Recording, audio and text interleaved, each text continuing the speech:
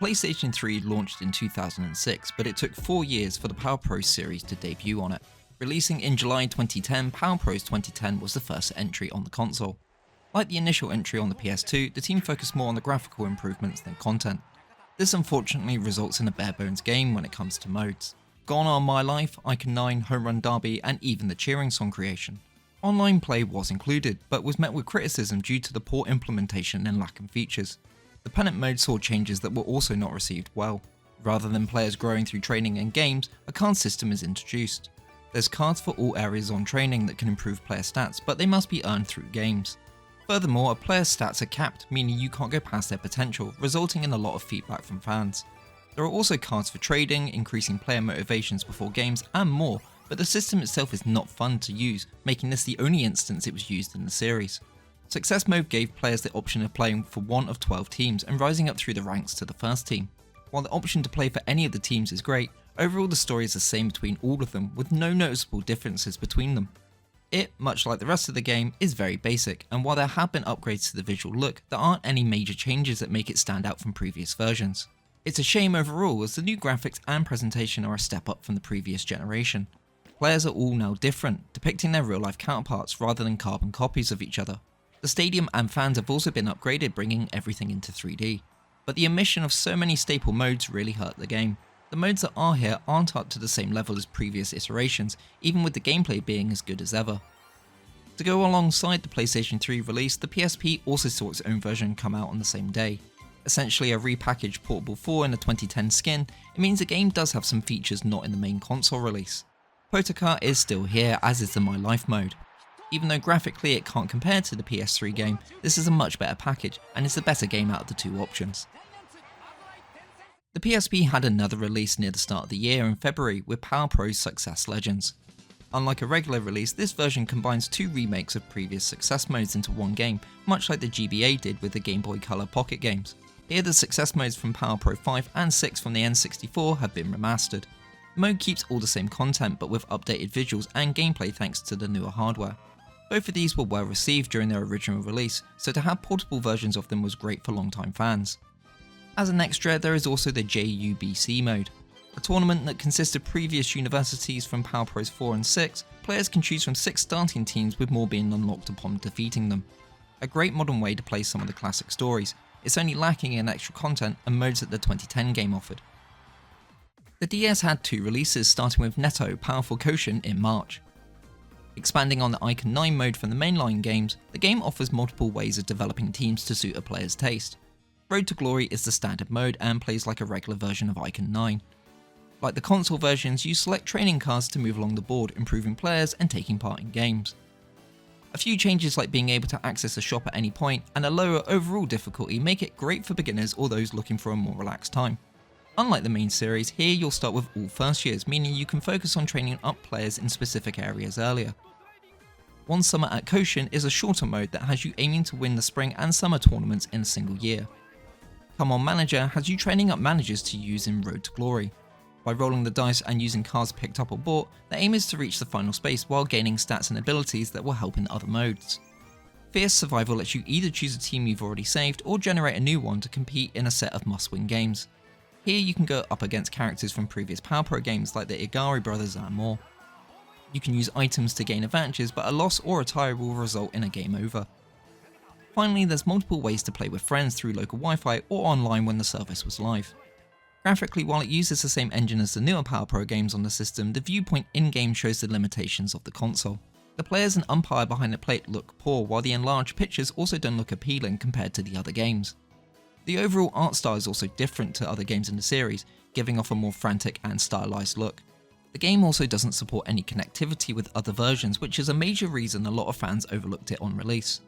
While a good game to play on the go due to the endless amounts of content available, the ease of difficulty and zero support for transferring players can be a turn-off. The last game of the year was Power Pro Pocket 13 for the DS in November. Reverting back to what could be considered a normal story, the main success has you competing in high school baseball again. After suffering injuries due to an accident at an elite school, the player transfers to another with the aim to compete in Quotient and take down his former school. Compared to the previous versions that had supernatural or sci-fi elements to the story, this is entirely grounded in normal high school life. Added to the usual mechanics are gut points and bomb points. Guts points can be accumulated through training, events and matches, and can be used to retry lost games if you have enough, as there are specific win conditions to complete this mode. They can also be used when trying to impress potential girlfriends. Additional players can be recruited after passing minigames, which is needed as the initial starting team is quite weak. The mode is quite tough as there isn't many opportunities early on to play in matches, and those you do play in mostly have to be won, if not a game over happens. Players can use the full dake option for hitting again if they're having trouble with the normal controls allowing for one button presses. The same goes for pitching, where you only have to select the pitch type and the computer will do the rest. While it's nice to have a non-fantasy setting again, it's also slightly disappointing considering how wacky the series had been getting, which made it stand out from the main series. Secret Success is called Ocean Adventure Arc and has you sailing a ship in search of treasure. Rather than chaptered segments with time limits, here it's been expanded to 9,900 days, offering players a lot longer to play through. There are 2 types of battle you can take part in as well as you set sail. Naval battles happen at sea and have you face off against pirates and other ships, firing cannons and positioning yourself to limit damage. Ground battles take place while exploring islands and other locations using the player and other crew members in real-time battles. Game over also doesn't result in the player having to restart, but you do lose money instead, making this a lot more approachable than the other secret successes in the past. To accompany the main success mode, the Guppy mode returns, along with a new quick option for creating players called Sensu Clutch. After choosing either a fielder or a pitcher, you scratch off panels to reveal stats, abilities and equipment. There's a max of 10 cards to get through with 3 chances each card to not scratch over a game over symbol.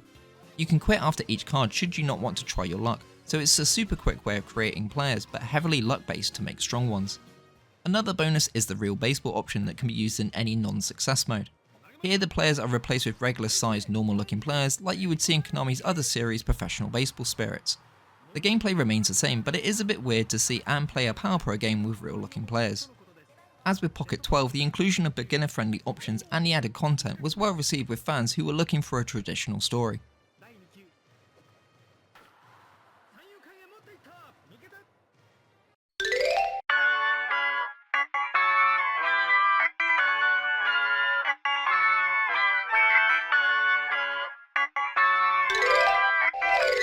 2011, like the previous years, didn't see many releases. For the main series, Power Pro 2011 was released in July for both the PlayStation 3 and PSP. Unlike the 2010 game, both consoles are the same game and share all the same modes. While this was good for the PlayStation 3 version, which was lacking modes to play, it also means familiar modes like the Potaka and others were removed from the PSP version. Other changes include making the rating system for players' stats follow the same as it was in Pro Baseball Spirits. Rather than the stats ranging from 0 to 255, the series moved to a 100-point scale instead. This makes understanding the stats a little easier. Cheer song creation was removed, but you can still import songs from older titles. The pennant mode reverted back to normal after the card system in 2010 was received poorly. It also now includes a shop that training equipment can be purchased from, along with medals that can be acquired by accomplishing certain feats. My Life was put back in after it was absent in 2010. The choices only allow for creating a new character or using a player from a completed success. There's not anything majorly new that was added in for the mode aside from meals which can be eaten before games akin to something like Monster Hunter. Nice for it to be included again, but nothing that makes it stand out from any previous version of the mode. Success saw a lot of revisions after 2010 was quite basic. Along with the standard success, there are 2 other options that can be selected. Saku Saku Success is a board game style way of making players quickly. Using a limited amount of stamina, players move around the board landing on stat upgrades, finding chests to obtain upgrades, meeting with other players and characters, and dealing with mystery squares. There are 5 boards to complete which grow in size the further you get. Should you run out of stamina or fail to reach the goal, it's game over and that player is lost. A run can be completed in as little as 10 minutes, and with good luck in avoiding the debuff squares or Karen Himeno, you can easily create a lot of average to good players. Power Farm uses creative players to form a team and play games against other teams from previous success modes. Taking part in games requires tickets, which can be gained from completing either the main success mode or Saku Saku Success. Winning games will reward you with items that can then be used in the main success mode. A fun extra that gives use to players created that gets more challenging as you win and rank up more. The main success mode goes back to high school baseball with the option of choosing between 3 different schools and features players from the first generation of characters. Each school has its own special command that can be used throughout a playthrough which lasts just over a year. Powerful High School is the only option at the start and will be the most familiar to fans. Their special command is the management option. 2 random teammates will be chosen and ask what they think the team needs, with you being able to select that option. These range from training upgrades to extra experience points or stamina. Unlike the other 2 schools, you also compete in both the spring and summer tournaments, so there's a lot more games to be played. Andromeda Academy returns from the previous games and has the starting training practices 1 level higher than the other schools. The special command super special training allows you to select one specific stat to increase with the possibility of it decreasing. Due to the higher training levels to begin with, making strong players is slightly easier than the other schools here. Finally, there's Tokameki Seishun, which is a school full of delinquents. To begin with, you'll only have your player and Yabe, but as you progress you'll gain more players. Their youth command allows you to increase your bond with selected players. This helps increase training games when choosing practices they're selected on, but needs to be continually looked after to maintain a bonus effect. While there are many events that are shared between each school, each offers unique storylines and challenges that make them all viable options for creating players. There are also special practices when enough teammates are training in their preferred practice, which will increase experience gains too. None of the schools are particularly tough to complete, and the overall difficulty seems lower than normal, as negative events don't seem to have as much impact on the player. You can at the start select between 2 difficulty modes, a normal and expert, if you wish to have a tougher challenge. Compared to 2010's lackluster success mode, there's a lot of variety here to keep fans and newcomers entertained. That goes for the rest of the game too, which is a major improvement from the last version after it laid the foundation of what to expect on a new system. For the first time in 4 years, the definitive edition was released in December, titled Power Pro 2011 Ketiban. Again released for both PS3 and the PSP, the game has roster updates and bug fixes that is expected of the updated version. The biggest inclusion comes from another addition to Success Mode called Unification of Japan Sengoku Period Edition. Taking another nod from the wackier storylines of the Pocket games, the player wakes up in the Sengoku period after being hit in the head. Baseball has started to spread and it's now used to decide battles against warring nations. Along with selecting your name, position and other traits at the beginning, you also need to select a feudal lord or commander to serve under and lead the team. Popular historical figures like Oda Nobunaga, Date Masamune and more can be selected and played against. Things are a little more straightforward here, with there only being 4 turns between games split across 3 training and 1 special command. Training gives you large amounts of experience but only for the stat that you choose. Fellow teammates can also boost the amount of points gained. For the 4th turn you choose between 3 options. Searching allows you to scout for more players in the regions you occupy. You can find many different Ronin and even ninjas to add to the team. If there aren't any available players, then you can search for treasure instead, which can be from a range of different items that can be used throughout. Holding a tea ceremony will boost the motivation of your army, leading to better results in games and more points while training. Finally, there's the Warlord command, which can change depending on the character selected. They can provide multiple useful buffs for you or debuffs against the opposing team, but can only each be used once per playthrough.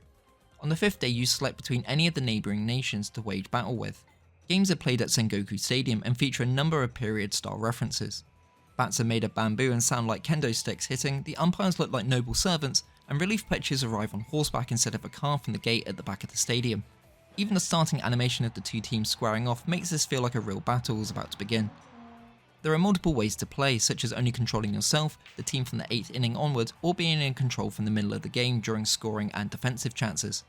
You also get to select your lineup, which is super handy if you've not been keeping the team's motivation up or have a lot of players. Each Lord and Subordinate are powerful players, so gaining them as allies by winning games quickly starts to make your team incredibly strong. Other nations will battle during your game, and their outcome can determine which regions may be taken over and them gaining strength too. You can only gain the Lords by defeating them personally, so aiming for specific ones to make sure you can acquire them is a must. Once you've conquered every region, you'll play a final game against the Black Ships. Featuring a strong team of pitchers and hitters that use metal bats, it's a tough challenge if you've not recruited a good lineup. Winning results in being transported back to the present and being scouted for an MPB team. Creating strong players is quite easy and the mode doesn't last longer than around 40 minutes, so it's a great way to create players. The unique and refreshing take on success also helps make it incredibly enjoyable, making it well received for fans and newcomers. As such, the game was praised for this inclusion and is regarded as the best version to play out of the 2.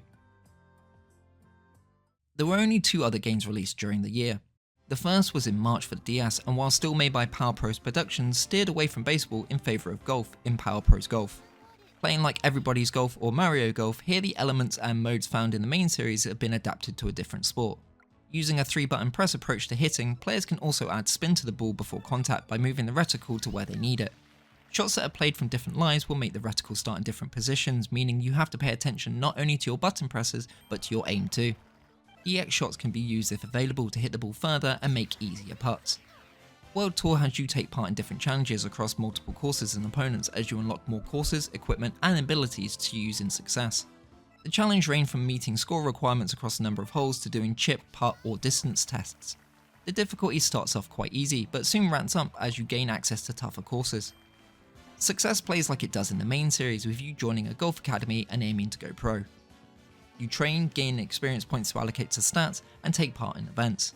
Like some of the previous success modes in the Pocket series, you need to keep your evaluation with the coaches high, otherwise you can be expelled and it's game over. It's quite difficult if played without any bonuses unlocked from World Tour, but for players used to golf games it's also manageable to do well without them. You can also play rounds on any unlocked courses and were able to play online while the servers were up. A great example of using the main series ideas and concepts for another sport, something that would happen again in a few more years. The final game of 2011 was Power Pro Pocket 14 for the DS and the last in the Pocket series.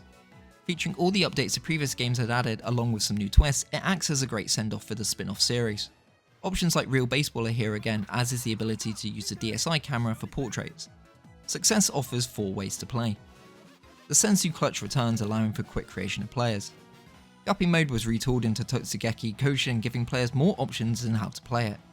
With selectable difficulties and offering not just regular matches but national tournaments too, it plays like a normal success mode without all the events and talking. The main success mode is the Magic Pitch League arc and is set during elementary school.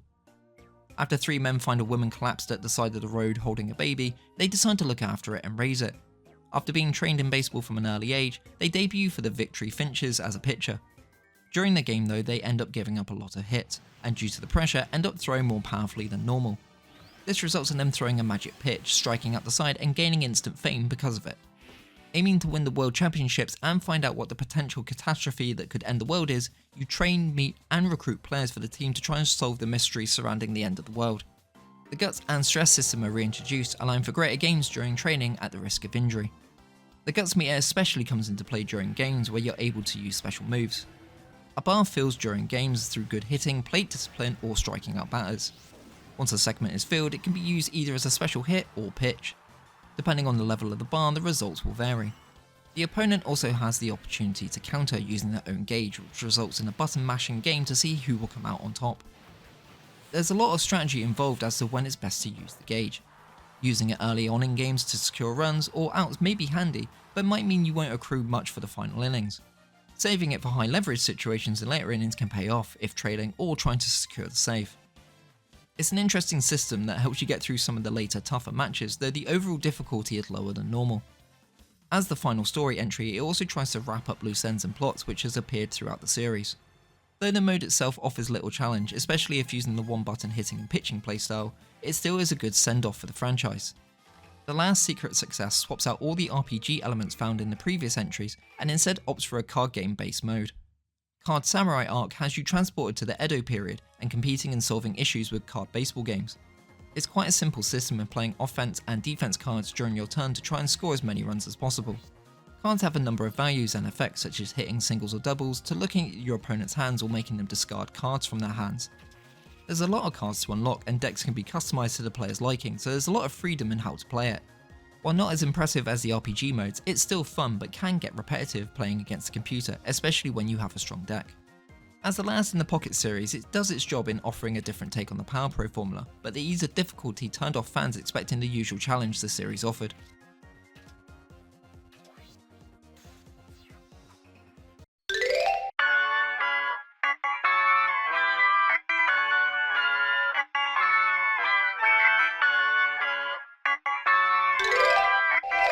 2012 would be one of the quietest years for releases since the early years of the series.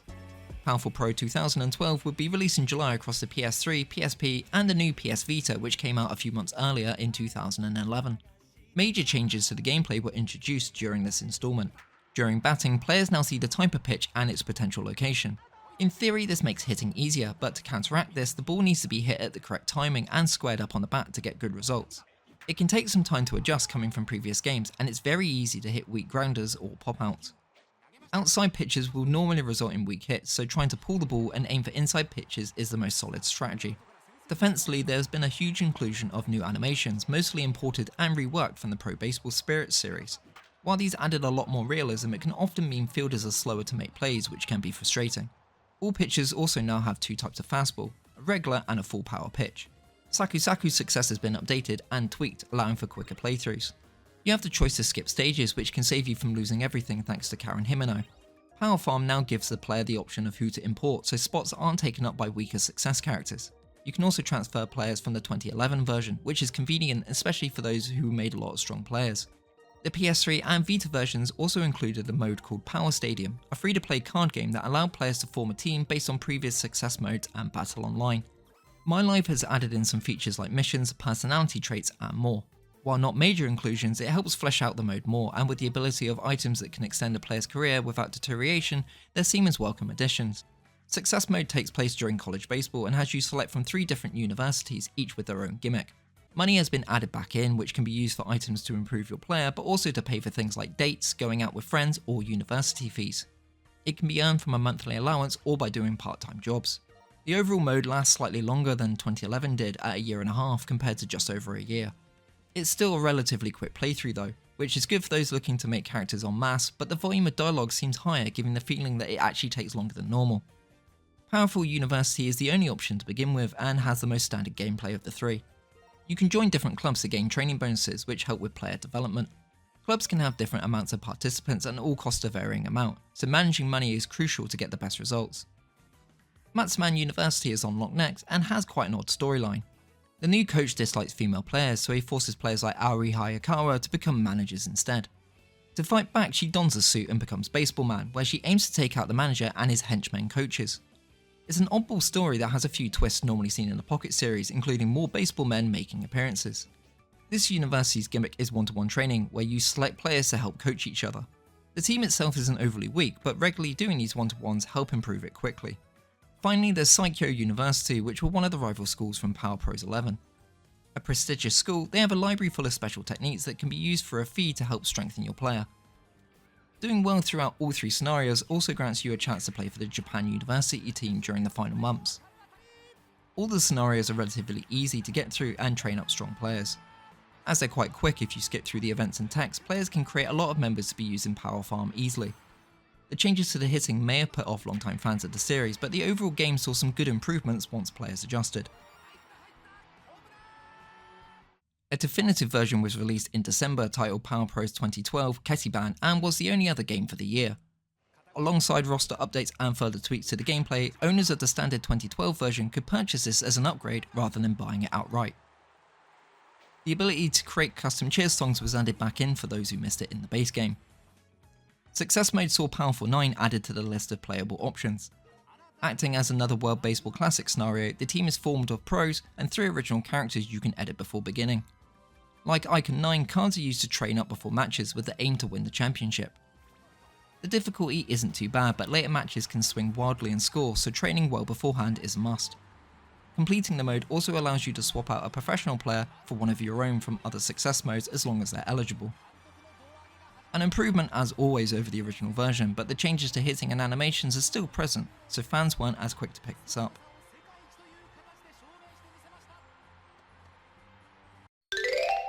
The series is starting to slow down with the volume of games released, and this wouldn't change for a number of years going forward. Next video we'll see even less games come out, but across more systems as newer consoles get released. If you've enjoyed this video and the series as a whole, then don't forget to leave a like and drop a comment below. But that's it from me. I hope you're enjoying whatever you're playing, and I'll catch you in the next one.